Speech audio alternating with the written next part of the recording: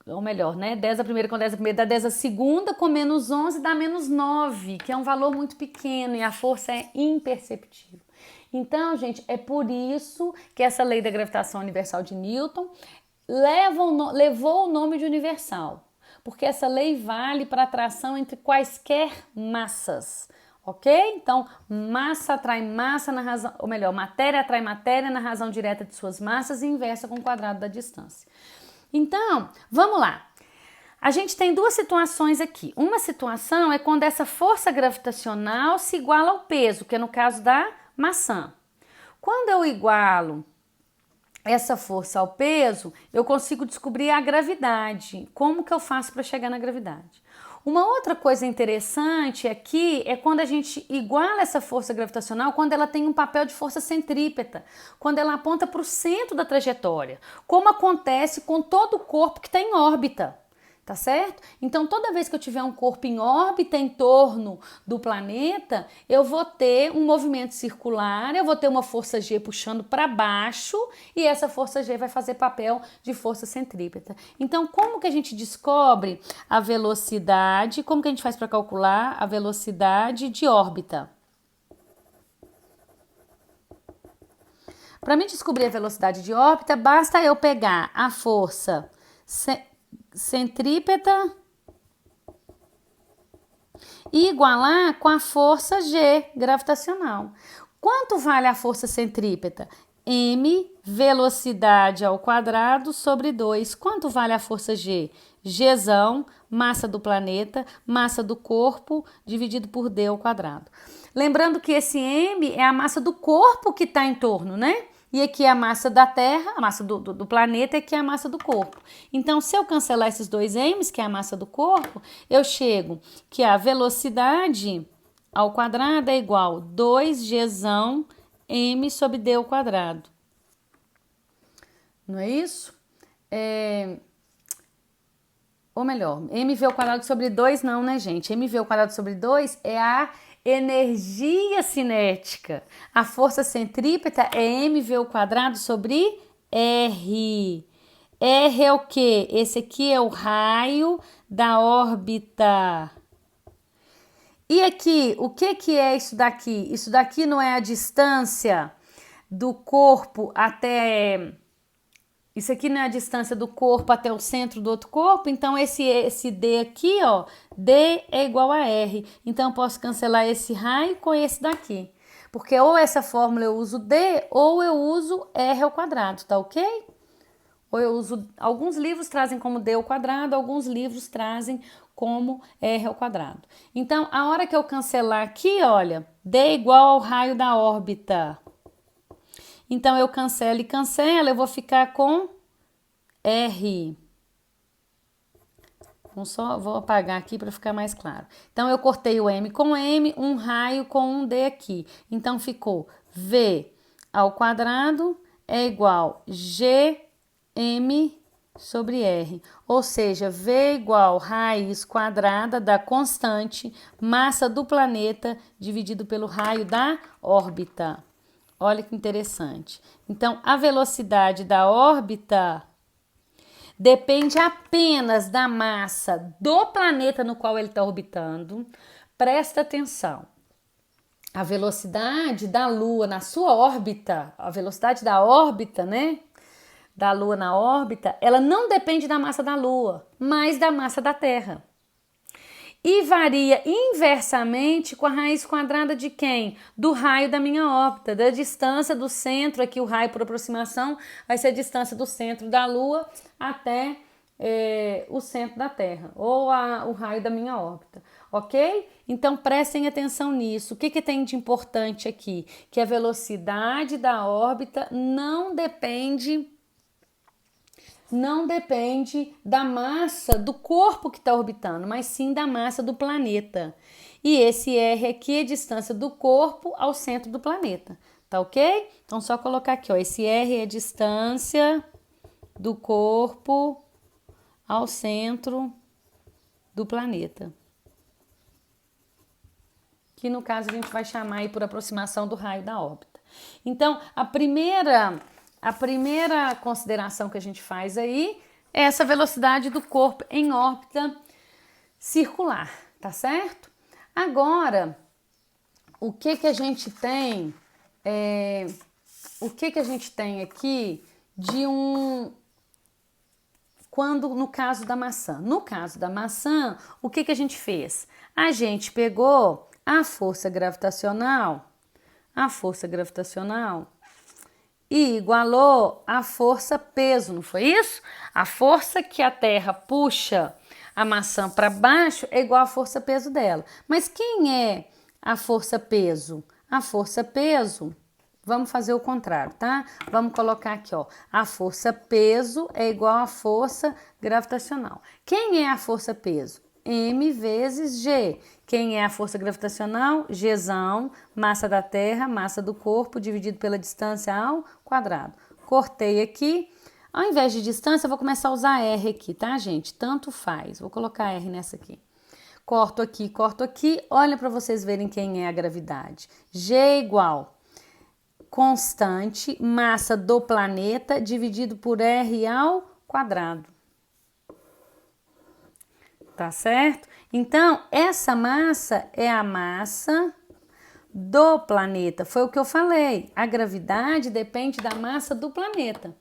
Não vai depender, no caso, da massa da maçã, obviamente, né? O peso da maçã depende da massa da maçã.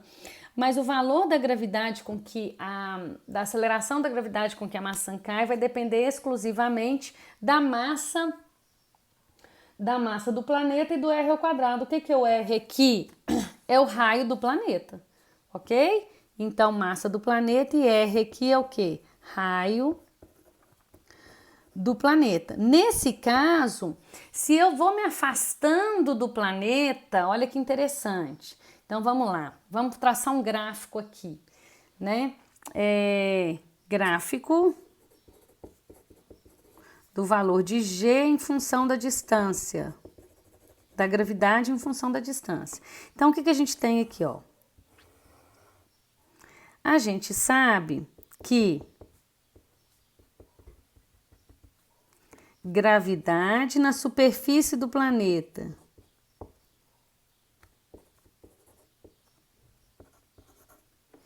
então, o que acontece?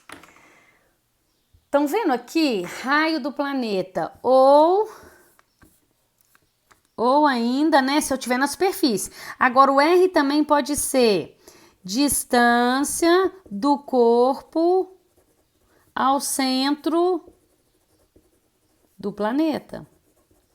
Então, quando eu estou na superfície, esse R é simplesmente o raio do planeta, que é a distância que você está do centro. Quando você sai da superfície, é a distância do centro do corpo ao planeta. Então, prestem atenção. O G é inversamente proporcional ao raio. Ou seja, a Terra está aqui, ó. Quanto mais distante eu estiver da Terra, menos eu vou sentir a atração gravitacional. É a mesma coisa, quanto mais distante eu estou de uma carga, lembram que variava com a distância ao quadrado? Menos eu sinto o efeito do campo elétrico. Quanto mais distante eu estou de um ímã, menor é a força a força do campo magnético que esse ímã vai exercer. A força gravitacional é a mesma coisa. O valor de G da aceleração da gravidade é inversamente proporcional ao R ao quadrado. Então, à medida que eu me afasto da superfície da Terra, o valor de G vai diminuindo. E vai diminuindo com o quadrado. Então, ele cai assim, né, ó. Ele cai dessa forma, ok? Então, quanto mais distante, ó, G da superfície é esse valor alto e aí ele cai. Quanto mais distante eu estou da Terra, menor é o efeito de G. Até que eu consigo sair de uma região que eu não tenho mais o efeito da gravidade da Terra sobre mim, né? Eu tenho o efeito da gravidade zero. Pauliane, aqui eu tenho essa distância aqui, é exatamente o raio. Então, se eu partir desse ponto aqui, que é o centro da Terra, e ir caminhando por dentro da Terra até chegar no raio, significa que a minha gravidade é zero? Não.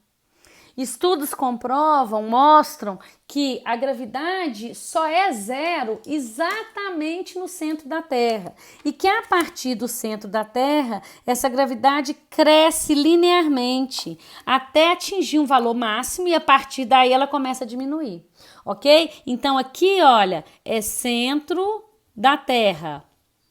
onde eu tenho uma gravidade igual a zero.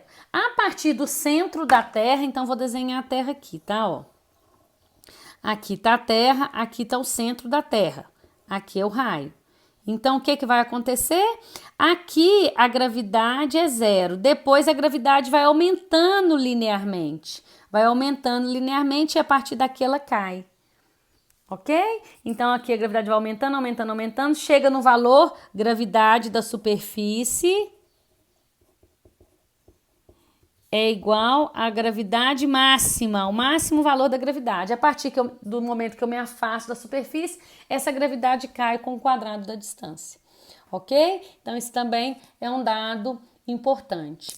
A gente fala, gente, que o campo gravitacional, ele é sempre um campo de aproximação, né? O campo gravitacional de um planeta, vamos escrever isso aqui, ó, o campo gravitacional de um planeta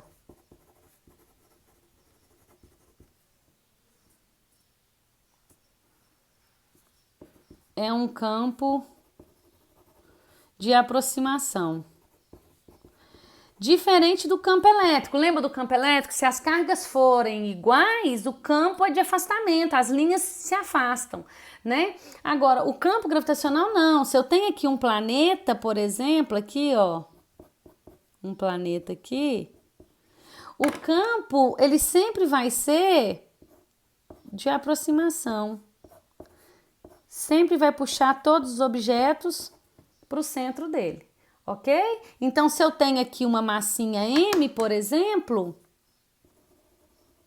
uma massinha M, o campo aqui, a força aqui, vai ser a força de atração gravitacional e a gravidade também vai puxar para baixo. Essa força de atração gravitacional vai ser igual a quem? Igual a força-peso, tá certo? Agora, a gente calculou a velocidade da órbita, né? A gente calculou a velocidade da órbita do planeta ou melhor, a gente calculou a velocidade da órbita de um corpo quando ele está orbitando um planeta. A gente viu que quando um corpo está orbitando um planeta, como no caso da Lua orbitando a Terra, ele vai percorrer essa órbita com uma velocidade tangente à trajetória, que é a velocidade da órbita, e sempre vai atuar nele uma força de atração gravitacional que o planeta exerce. Essa força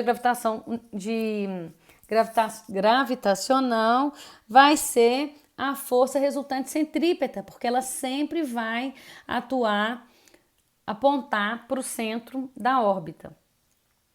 Então, essa velocidade, ela é calculada, ela é estimada. A velocidade do corpo que você tem que lançar. Então, vamos imaginar que você, vamos colocar corpos em órbita circular. Vamos colocar assim, ó.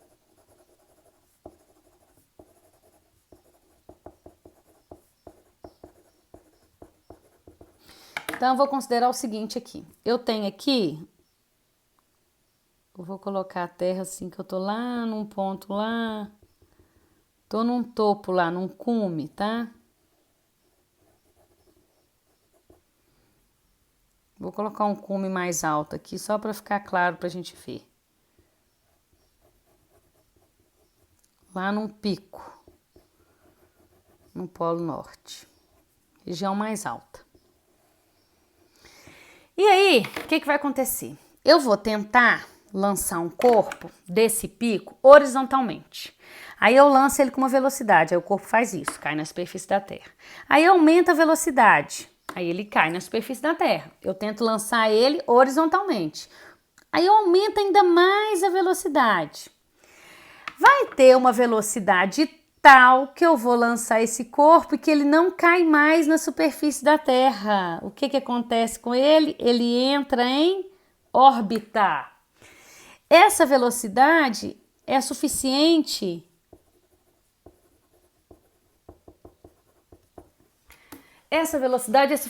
para o corpo entrar em órbita. E uma vez que ele entrou em órbita, todo ponto que ele tiver em órbita vai estar atuando sobre ele sempre uma força que aponta para o centro, que é uma força gravitacional, que vai ser igual a quem? Que vai ser igual a resultante centrípeta. Agora, quanto que vale essa velocidade da órbita da Terra? Ela já foi calculada, estimada. A velocidade de órbita da Terra, que você tem que lançar um corpo para ele orbitar em torno da Terra, ela é de 8.000 metros por segundo. Ela é uma velocidade horizontal para o corpo orbitar na Terra. Ela é horizontal e vale 8.000 metros por segundo, ok? É uma velocidade horizontal de 8.000 metros por segundo. Então, tem até uma tirinha, não sei se vocês já viram, que o Maurício de Souza faz com a Mônica, que é bem interessante, que ele usa esse conceito, que a Mônica pega o coelhinho dela, o Sansão, né? E lança o Sansão com tanta velocidade horizontal que ele atinge a velocidade de 8.000 metros por segundo e que o coelhinho dela dá a volta na órbita da Terra, tá certo? E aí bate de novo na cabeça do Cebolinha e o Cebolinha cai no chão. É óbvio que isso aí é ele usa esse conteúdo de física, né? Que um corpo pode entrar em órbita, mas tem toda uma licença poética aí, porque na verdade a gente sabe que se realmente o coelhinho voltasse e atingisse a cabeça do Cascão, o pobre do Cascão não existiria mais. Mas é bem interessante que ele usa ele mostra que se a gente conseguisse lançar um corpo com uma velocidade horizontal tamanha como 8.000 metros por segundo, esse corpo entraria em órbita. E uma vez que ele entrou em órbita, ele ia continuar em órbita infinitamente, tá certo? Porque na órbita da Terra ele ia continuar lá com essa velocidade e estaria constantemente com uma força apontando para o centro, que é a força de atração gravitacional, ok? Então, continuando aí, o que seria então um satélite? Agora vamos estudar o movimento dos satélites. O que seria, então a gente já viu a velocidade que o corpo precisa para atingir a órbita, né? Para entrar em órbita. A gente já viu como que a gente calcula a gravidade de um planeta, depende da massa do planeta. Então, quanto maior a massa do planeta, maior vai ser a gravidade dele. Com mais força ele vai ser puxado para o centro, tá certo? E com maior aceleração ele vai cair. E também varia com o inverso do quadrado da distância que você está desse planeta. E agora a gente vai estudar os satélites. Todo mundo aí já deve ter ouvido falar nos satélites geoestacionários.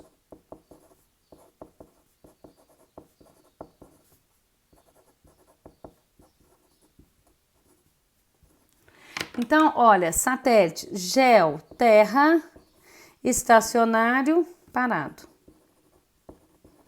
Então, o que são os satélites geoestacionários? O satélite que está parado em relação à Terra. Agora, para ele estar parado em relação à Terra, ele não tem que estar com velocidade zero, né? Lembra que eu falei a questão de referencial? Se tem eu e um aluno X andando na sala com a mesma velocidade, para mim o aluno X está em repouso. Para ele, eu estou em repouso. Mas para todo mundo que está sentado lá na sala, nós dois estamos em movimento. Então, a questão de repouso e movimento é relativo. Agora, o satélite é geoestacionário, ele está parado em relação à Terra. Então, ele tem que caminhar junto com a Terra. Porque aí o satélite, toda hora que alguém numa posição fixa na Terra olhar para o satélite, vai estar sempre vendo ele na mesma posição. Assim como eu vejo o aluno ao meu lado, que caminha comigo sempre na mesma posição. Tá certo? Então, isso que é geoestacionário. Então, um satélite geoestacionário, ele deve ter a mesma velocidade angular que a Terra. Ele deve girar, a Terra tem uma velocidade em torno do seu eixo. Ela gasta 24 horas para dar uma volta em torno do eixo. Então, o satélite tem que girar juntinho com ela. A hora que a Terra descrever 15 graus, o satélite tem que descrever 15 graus. Para uma pessoa num ponto fixo na Terra, que consegue ver o satélite no céu, ela sempre vai estar vendo ele se ele for geoestacionário, na mesma posição, tá ok? Então, o satélite geoestacionário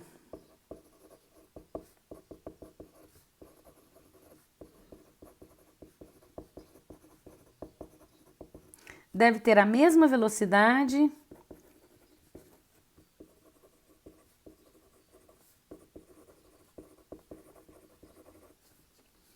angular que a Terra.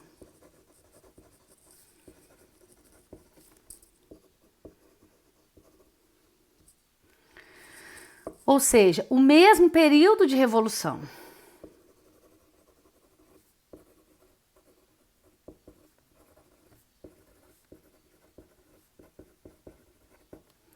Então, o período de uma órbita geoestacionária tem que ser de quanto? Ou melhor, órbita é um satélite, né? Tanto faz. Período da órbita geoestacionária ou período do satélite geoestacionário. Ele tem que ser igual ao período da Terra. Ele também tem que durar 24 horas, tá certo? Para a pessoa que tá vendo o satélite num ponto, ele tá girando junto. A gente não percebe esse movimento, mas nós estamos girando juntos e ele sempre vai estar na mesma posição, ok? Então guardem isso. O período de revolução do satélite geoestacionário é 24 horas, assim como o período de revolução da Terra. Uma outra coisa muito interessante que a gente vai ver falar aí nos exercícios é com relação à velocidade de escape. O que seria a velocidade de escape? Então eu falei que se a gente conseguisse lançar um corpo com uma velocidade horizontal de 800 metros por segundo, a gente faria com que esse corpo entrasse na órbita e esse corpo não voltaria mais, né? Ele ficaria lá na órbita da Terra. E ele estaria lá sempre girando na órbita com uma força gravitacional que representa a força de resultante centrípeta, com uma velocidade de 800 metros por segundo.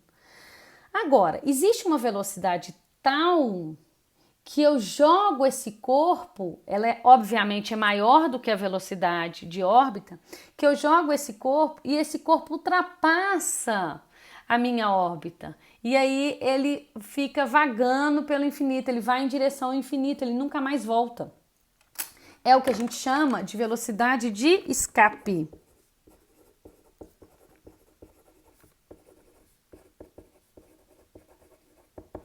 O que é a velocidade de escape? Velocidade necessária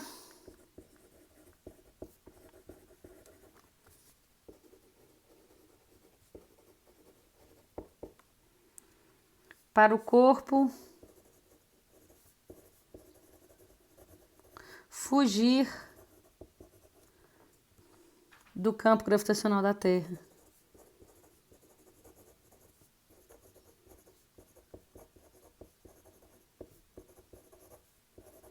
Vou colocar do planeta, tá? Porque não é só para a Terra, né? Do planeta. Ele não retorna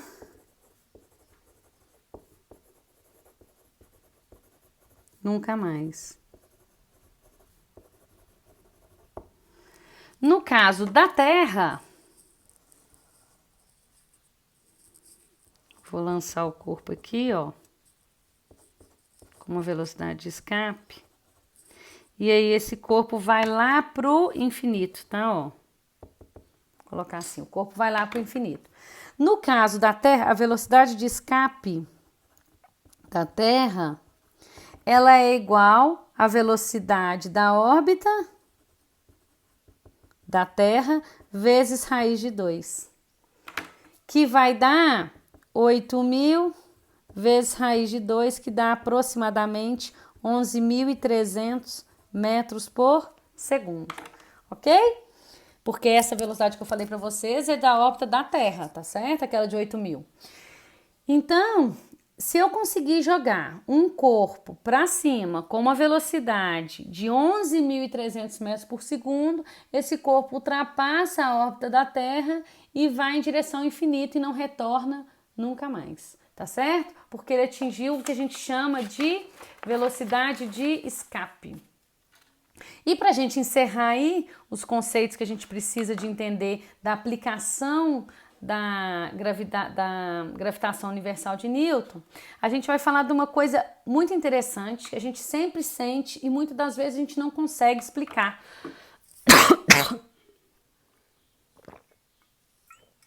O porquê que isso acontece. Então a gente vai estudar aqui agora a gravidade efetiva. Aquela sentida pelo sujeito.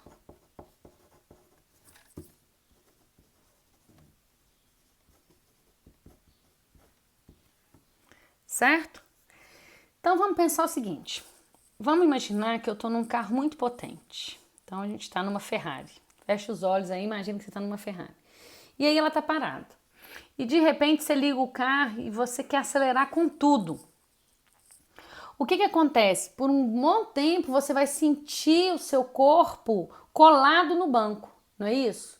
Como se tivesse uma força te puxando para trás, certo? Da mesma forma, isso aí é por causa de quê? A gente já viu, é por causa da inércia, né? O seu corpo está parado, ele tende a permanecer parado, e quando você acelera para frente, na tendência de permanecer parado e o carro está indo para frente, parece que tem uma força te puxando para trás. Isso é por causa da inércia. Da mesma forma, também é por causa da inércia, que quando você está dentro dessa mesma Ferrari e ela vai fazer uma curva para a esquerda, o seu corpo é lançado para onde? Aqui o seu corpo, aqui no meu dedão. O seu corpo, ela vai fazer uma curva para o lado de cá e seu corpo é lançado para fora da curva. Aí muita gente interpreta erroneamente que existe uma força centrífuga que te puxa para fora. Isso é mentira, não existe na física força centrífuga que manda para fora. O que existe, essa força é fictícia, ok? O que existe quando um corpo faz a curva é uma força resultante centrípeta que aponta na direção aqui radial, ok? Então presta atenção nisso. Essa força, você tem a sensação que você está sendo jogado para fora, mas não é porque uma força te puxa.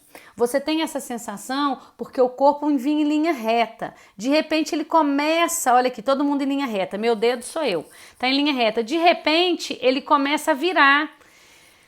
Na tendência de permanecer em linha reta e o corpo virando, seu corpo é lançado para fora da curva. Então é por causa também da inércia que seu corpo é lançado para fora da curva, tá certo? Então, nesses dois casos, né, e tem outros casos também, como por exemplo, quando a gente está descendo, depois eu explico desse de descer. Então, nesses casos, o que a gente tem? A gente tem que uma gravidade efetiva, ela vai ser igual ao campo gravitacional, a gravidade devida ao campo gravitacional, menos a aceleração que o corpo tem. Tá certo? Então, esse G aqui, eu vou colocar campo gravitacional. Se a gente está na Terra, vai ser o terrestre. E isso daqui, aceleração do corpo. Então, aceleração da Ferrari, por exemplo, quando eu dou o exemplo da Ferrari. Tá certo? Por que ele tem esse sinal menos? Porque a aceleração do corpo é sempre no sentido contrário que você é lançado. Quando a Ferrari acelera para frente, você é lançado para trás. Você tem uma sensação que está sendo acelerado para trás. Então, por isso que é o campo gravitacional menos aceleração. Porque a aceleração sempre vai ser contrária ao movimento. Ele acelera para a curva para a direita, para a esquerda, você é lançado para a direita. Então, por isso que a gente usa o G, a gravidade efetiva, a que realmente é sentida pelo sujeito, vai depender do campo gravitacional menos a aceleração do corpo. Agora vamos imaginar então que um corpo esteja flutuando. Quando um corpo está flutuando, o que acontece? Não tem força G puxando ele para baixo. Imagina que a gente pudesse flutuar, ficasse paradinho no espaço. A gente não tem força G atuando para baixo, ok? A gente tem uma sensação de ausência de peso, porque a Terra não te puxa para baixo. Você não está na Terra, você está flutuando. Então, a gravidade é zero quando eu estou flutuando. Então, quando eu estou flutuando, a gravidade efetiva que eu estou sentindo é zero. Agora, para ser zero, G menos A, o que tem que acontecer para isso aqui menos isso aqui ser zero? O G tem que ser igual ao A. Ou ainda, a aceleração do corpo tem que ser igual a G. E quando que a aceleração do corpo é exatamente igual à gravidade? Nós já estudamos. Quando que a gente considera que um corpo está caindo com uma aceleração igual à gravidade? Quando o corpo cai em queda livre. Quando o corpo cai em queda livre. A aceleração é igual à aceleração da gravidade, tá certo? Então, olha que interessante. Quando o corpo cai em queda livre, quando a aceleração da gravidade é igual a zero, a gente tem uma sensação de gravidade nula. A gente tem uma sensação de estar flutuando. Zero é igual a para que a gravidade que eu sinto seja zero, é necessário que a minha aceleração seja igual à da gravidade. E quando a minha aceleração é igual à da gravidade, eu estou caindo em queda livre. Eu tenho a sensação de gravidade nula. Então, se a gente quiser simular como é estar num ambiente de gravidade nula, basta eu cair em queda livre numa região com uma aceleração igual, né, ou muito próxima à aceleração da gravidade da Terra. É óbvio que a aceleração não é igual à da gravidade, mas o que mais se assemelha aí a uma queda em queda livre pra gente, não sei se alguém já foi, mas aqueles elevadores que tem grandes parques de diversão, o que acontece? Ele cai com uma aceleração bem próxima da gravidade e aí você tem um frio na barriga. Você tem uma sensação momentânea de gravidade zero, porque ele cai tão rápido que aí você deixa de comprimir, né? Como se os outros falam assim, não, dá uma sensação que os órgãos subiram, porque o solo desce e por inércia você tende a ficar parada e por um instante você flutua, você tem a sensação de gravidade zero, tá certo? Então, isso é muito interessante, porque toda vez que a gente fala que um corpo tá com uma aceleração igual à da gravidade, a gente fala que esse corpo está em queda livre. E todo corpo que está em órbita, ele está com uma aceleração igual à da gravidade. Então, todo corpo que está em órbita, por exemplo, a Lua, por exemplo, um satélite que está na órbita da Terra, a gente pode dizer que ele está em queda livre constante, caindo para sempre, numa queda infinita, mas ele nunca cai na superfície da Terra. É meio paradoxo isso, né? Então, olhem aqui. Nesses pontos aqui eu tenho um satélite na órbita da Terra. Em todos eles, eu vou ter aqui uma força G. Em todos eles, ele está caindo com uma aceleração igual à aceleração da gravidade. Só que ele tem também quem aqui que não deixa ele sair? Ele tem aqui uma velocidade. Ok? Ele tem aqui uma velocidade de órbita. Então, esse conceito também é muito interessante. Todo corpo em órbita, a gente pode falar isso. Todo corpo em órbita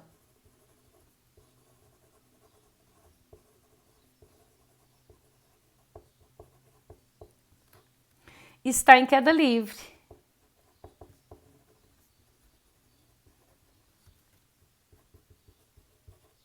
Ou seja, caindo para sempre.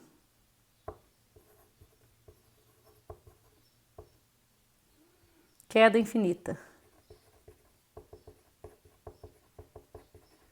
Só que ele vai mudando, né? Tem sempre uma atração gravitacional, só que ele vai mudando a direção de propagação na órbita circular.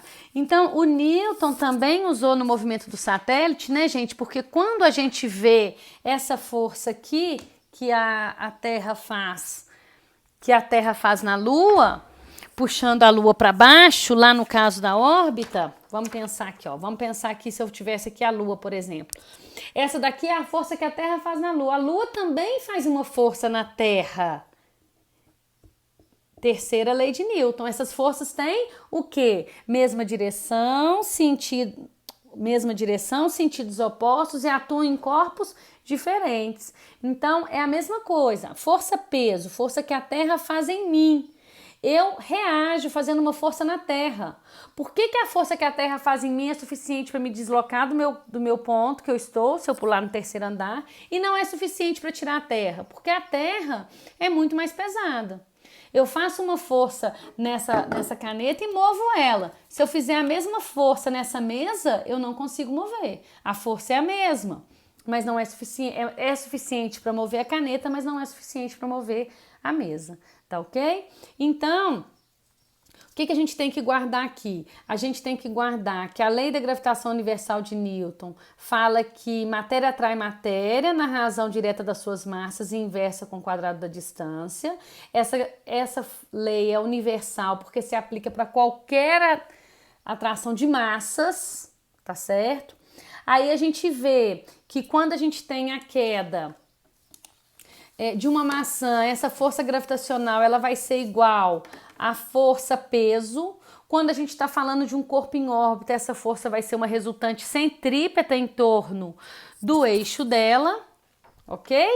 Então, uma força peso e uma força centrípeta.